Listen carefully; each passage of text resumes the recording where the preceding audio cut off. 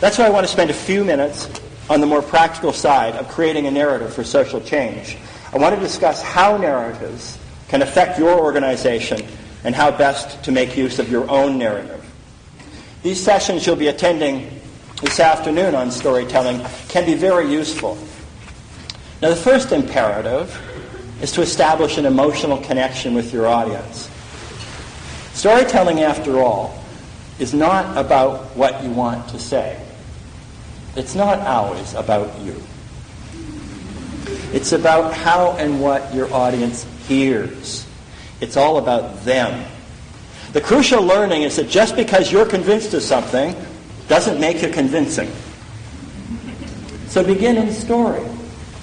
If I tell you 495 people were drowned in a tsunami in the Far East, you'll remember almost nothing about it tomorrow.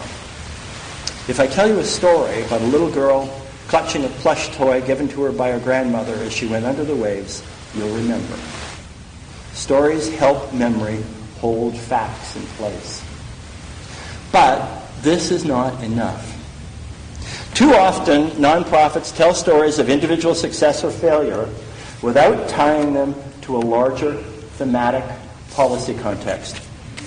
What's often missing are the underlying causes of a problem or an issue.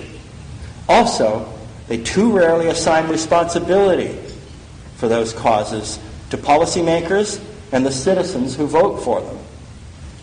By just telling stories about their impact on individual lives, nonprofits may be hurting themselves in the long run. Sad emotional stories about suffering individuals may garner you money and public support, but without necessarily leading to social change.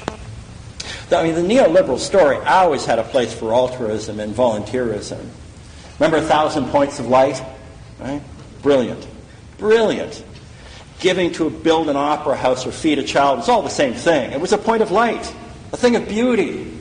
It was an aesthetic act. Right? It marginalizes the consequences both of the asking and of the giving. To be more effective, nonprofits must become more focused about how to use these emotional impact stories and narratives to achieve both short-term goals, which are often centered on raising money, and long-term goals of changing the social narrative.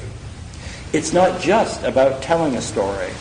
It's about making a contribution to changing the narrative our society uses to talk about what it is to be a complete, morally upright citizen, about what real human freedom is, and how markets can be made to work for everyone. In fact, stories without context can leave readers and viewers with the impression that solutions to social problems are up to individuals and nonprofits, rather than to the public at large, to the governments, and to the private sector.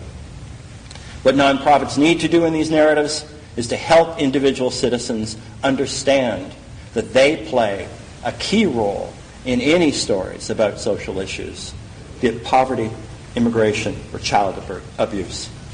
First, you need to be believable.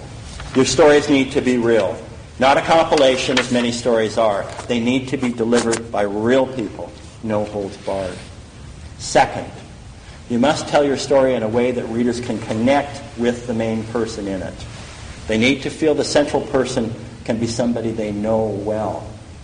Third, you need some drama in your narrative to create an emotional connection. That drama needs to end in a resolution of a problem or issue, and it needs to provide a solution that provides people with a way to take action. Fourth, we love narratives because good stories connect people. They do it by demonstrating shared values. And lastly, to be effective, your narratives must call people to action. Without such a call, all you've delivered is entertainment. Your story must have a point, and that's that action must be taken, or there'll be more stories just as the one you told.